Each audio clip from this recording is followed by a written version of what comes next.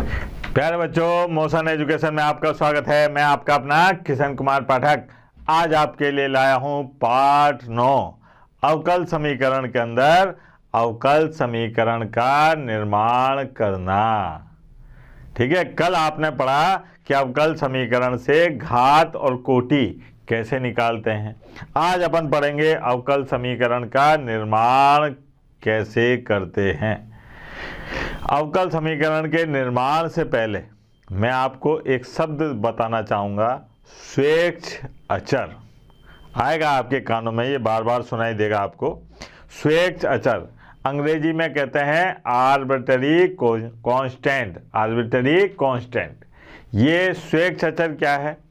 ये अपने को ए बी सी ऐसे जब अचर आते हैं जो अपन मानते हैं, अपने द्वारा माने गए अचर होते हैं, उसको कहते हैं अपन स्वेच्छ अचर। अब अवकल समीकरण का निर्माण कैसे करते हैं इसके बारे में बातचीत करने चल रहे हैं।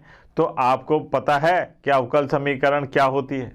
कल बताया था ना, ऐसा समीकरण जिसमें स्वतंत्र चर, आश्रित चर व उनके अवकलज, यानी कि समीकरण के अंदर कम से कम एक पद अवकलज का होना चाहिए। ठीक है बेटा, प्रश्न से समझते हैं। यहां पर कहा जा रहा है उन सरल रेखाओं के कुल का मतलब परिवार है ना, उन सरल रेखाओं के कुल के लिए अवकल समीकरण ज्ञात कीजिए जो रेखा मूल बिंदु से होकर गुजरती है। अब भैया आपको याद है कि रेखा का समीकरण क्या होता है? ये होता है बेटा y बराबर mx प्लस सी, ये होता है ना, mx प्लस सी। यहाँ पर दो स्वेच्छ अचर हैं m और c, पहली बात। ठीक है, आपको याद हो तो ये ऐसे करके फोटो बनाई थी मैंने, ये c था, ठीक है, और ये थीटा था, और m बराबर क्या होता है tan थीटा। m क्या होती है? प्रवणता। लेकिन यहाँ पर कहा जा रहा है कि रेखा मूल बिंदु से गुजरती है, तो यहाँ बताएंगे कि चूंकि रेखा मूल बिंदु से गुजरती है, रेखा मूल बिंदु से गुजरती है, इसलिए क्या होगा बेटा? c बराबर 0। तो जो अपनी रेखा है वो है y बराबर mx, ये है सर। इस प्रश्न के अनुसार जो रेखा का समीकरण बनेगा वो ये बनेगा y बराबर mx। अब यहाँ पर एक स्वेच्छ चर है, एक m, तो इसका मतलब जो इसका अवकल समीकरण होगा उसमें एक बार यानी कि एक कोटि का अवकलज आएगा। कितने कोटि का? एक कोटि का अवकलज आएगा। तो यहाँ देखते हैं साहब कैसे आएगा। x के सापेक्ष अवकलन करने पर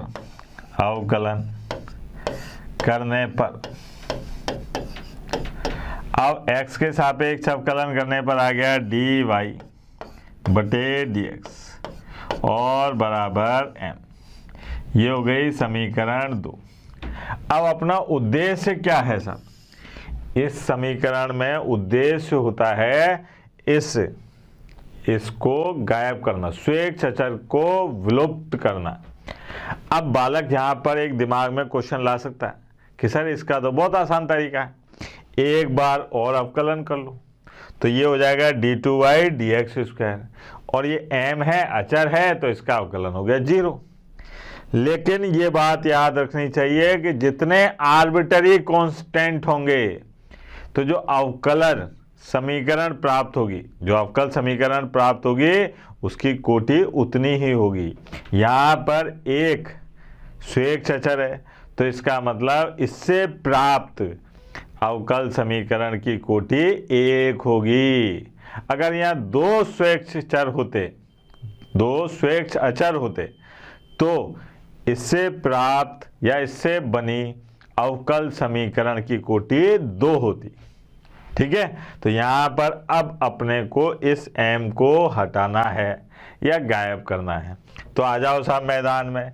समीकरण 1 व समीकरण 2 से क्या काम करा मैंने कि समीकरण 2 में समीकरण 1 में समीकरण 2 से m का मान रख दिया। देखो आप y बराबर और x, m का मान आ गया dy बटे dx। तो ये आ गया x dy बटे dx और माइनस y बराबर 0। ये प्राप्त हो गई अपने को अवकल समीकरण। इसलिए इसको कहते हैं अवकल समीकरण का निर्माण करना। बना दी ना, देखो आपने, ठीक है, ये बनाई साहब। और देखते हैं, अभी तो आपको परम आनंद की प्राप्ति होगी। ये है साहब, देखो अब यहाँ पर स्वेच्छ अचर कितने हैं? 2। एक तो ये a और एक ये b है ना, कैपिटल A कैपिटल B, बड़ा A बड़ा B। यहाँ पर बालक के साहब ये 2 और ये -3 ये भी तो अचर ही हैं, लेकिन ये स्वेच्छ नहीं है, अपन ने नहीं माने। ये स्वेच्छ का मतलब जो अपन ने माने हो उनको कहते हैं स्वेच्छ अचर। अचर तो जानते हो ना, कांस्टेंट, ठीक है। तो यहाँ पर अपने को समीकरण दे रखिए साहब, हल देखो आप, ये आ गया y बराबर e की घात 2x प्लस b गुणा e की घात -3x। इसको कह दिया समीकरण 2। अब मैंने दिमाग में ये बात बैठा ली कि मेरे को 2 बार अवकलन करना है, ठीक है। क्यों करना है 2 बार अवकलन? क्योंकि मेरे पास में स्वेच्छ अचरों की संख्या 2 है। तो इससे प्राप्त अवकल समीकरण की कोटि 2 होगी। इससे प्राप्त अवकल समीकरण की कोटि कितनी होगी? 2। तो यहाँ पर देखिए आप कि x के सापेक्ष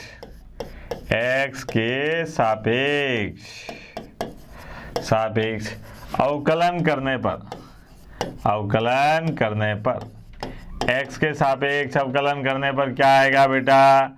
dy बटे dx बराबर, यह आ गया e की पावर 2x का e की पावर 2x और 2x का गुणा 2। फिर यहाँ पर देखो b e की पावर -3x और -3x का -3, यह आ गया। लक्षण से लिखा तो यह आ गया dy बटे dx और 2 गुणा e की पावर, यह आ गया 2x -3b गुणा e की पावर -3x। ये हो गई समीकरण नंबर 2, ठीक है। ये तो एक भी नहीं हटा। अब क्या काम करते हैं साहब? x के सापेक्ष पुनः अवकलन करने।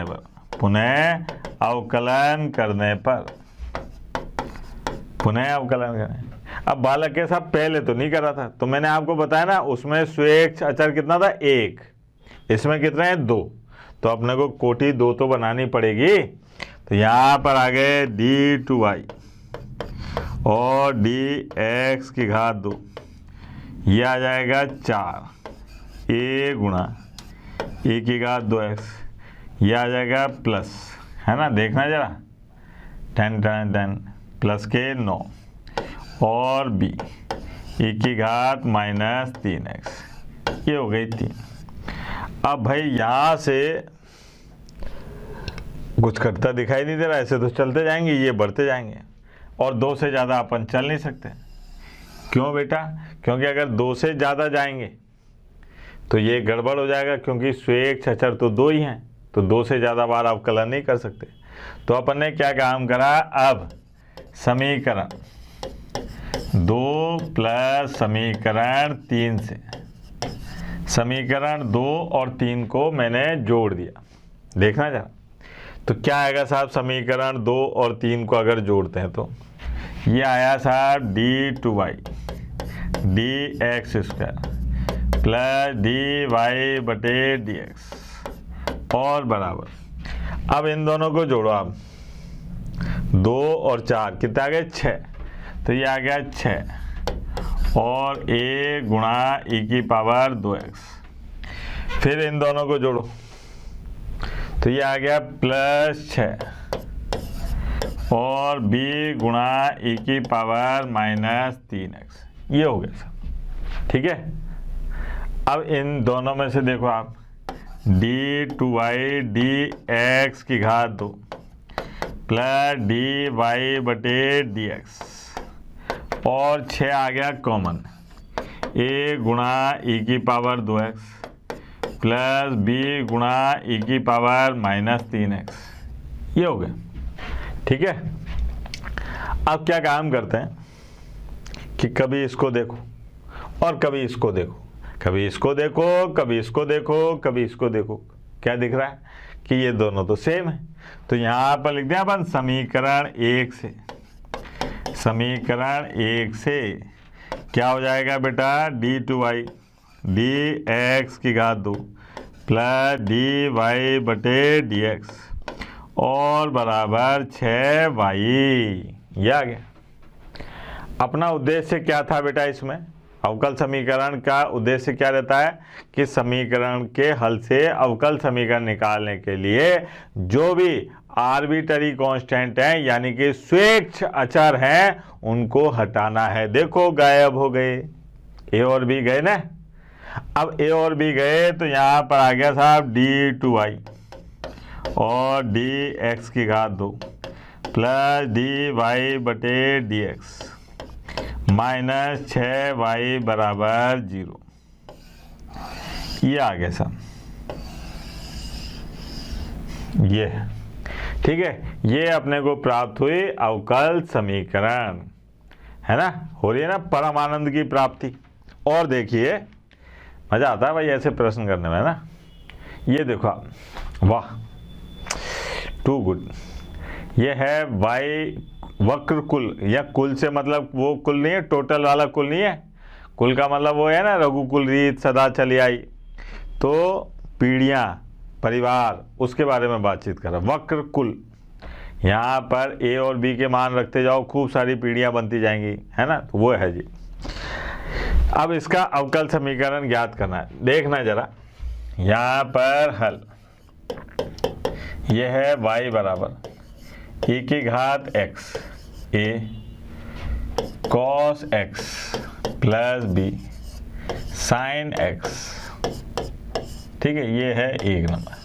अब मैं आपसे पूछूं कि बेटा यहाँ पर आर्बिट्ररी कांस्टेंट यानी कि स्वेच्छ अचर कितने हैं? स्वेच्छ अचर कितने हैं तो कितने बताओगे?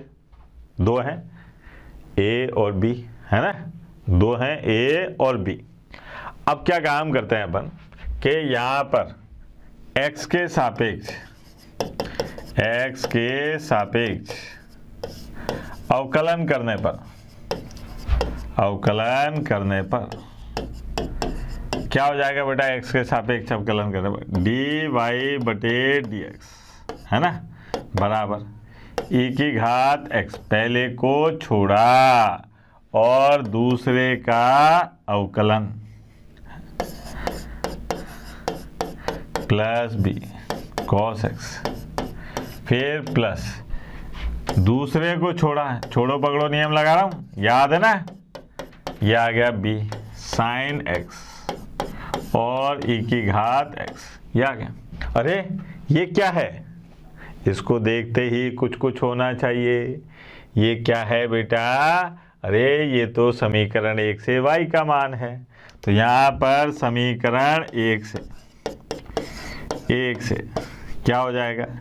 dy/dx बराबर e की घात x, है ना, -x लिख दिया गलती से, कोई बात नहीं, इंसानों से ही गलती होती है बेटा। e की घात x और minus a sin x plus b cos x और प्लस y।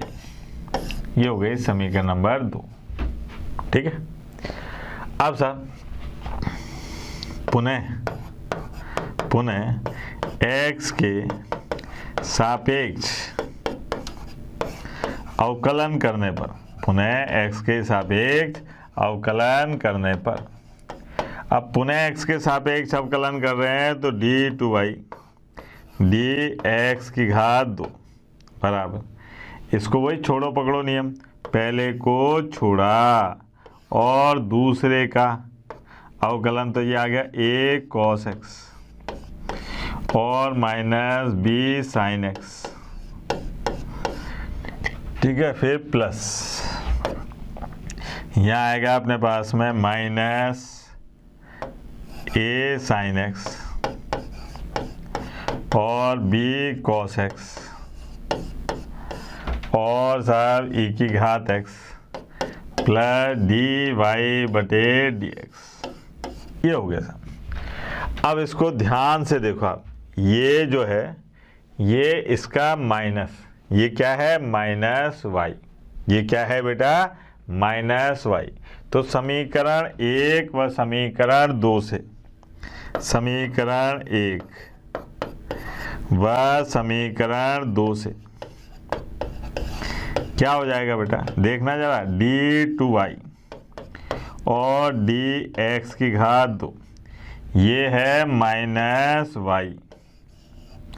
इसकी जगह देखो आप, ये इसकी जगह क्या आएगा, यहाँ देखो आप, ये इसको इधर लेके जाएंगे तो क्या मान आएगा प्लस, है ना, dy/dx और माइनस y, है ना, और प्लस dy/dx। अपना उद्देश्य था कि ये जो स्वेच्छ अचर हैं ये गायब हो जाए, हट जाए। देखो आप हट गए। अब यहाँ पर क्या बच रहा है, d/y, समीकरण जो बची वो बची d/y dx की घात 2, ये dy/dx dy/dx 2 dy/dx, तो ये आ गया माइनस 2 dy/dx। ठीक है, ये माइनस वाई, ये माइनस वाई, तो क्या हो गए माइनस 2y, ओलाडी आए तो क्या हो गए प्लस 2y बराबर 0। ये आ गई बेटा, देखो अवकल समीकरण, कितनी प्यारी अवकल समीकरण आ गई, है ना। आसान काम, कठिन काम नहीं है, बस दिमाग में ये बात याद रखो। अगर टारगेट पता हो, आप फोकस हो बिल्कुल कि भाई जितने आर्बिटरी कांस्टेंट होंगे, यानी कि जितने स्वेच्छ अचर होंगे, मेरे को अवकल समीकरण जो प्राप्त होनी है उसकी कोटि भी उतनी होगी। ठीक है, इसका मतलब उतनी ही बार मेरे को अवकलन करना पड़ेगा। अब उतनी ही बार अवकलन करके फिर उसके बाद में आप जितनी तरकीब लगा सकते हो, जितना जादू टोना कर सकते हो उस स्वेच्छ अचर को विलुप्त करने पर, ठीक है, वो कर दो सब। ठीक, उसके बाद अवकलन नहीं करना है। अब बालक कहे कि साहब ये तो खत्म नहीं हुआ, एक बार और करो, एक बार और करो, तो ऐसे करना नहीं है अपने को कि अवकलन ही करते रहें। ठीक है, उतनी ही बार अवकलन करना है जितने स्वेच्छ अचर हैं। ठीक है, आगे बढ़ते हैं बेटा। इस समीकरण को देखिए, यहाँ पर वक्र कुल x की घात 2 प्लस y की घात 2 बराबर a की घात 2 के लिए अवकल समीकरण ज्ञात कीजिए। ये किसका समीकरण है, ये वृत्त का समीकरण है। किसका, वृत्त, जिसका केंद्र मूल बिंदु है और त्रिज्या a है, त्रिज्या a है।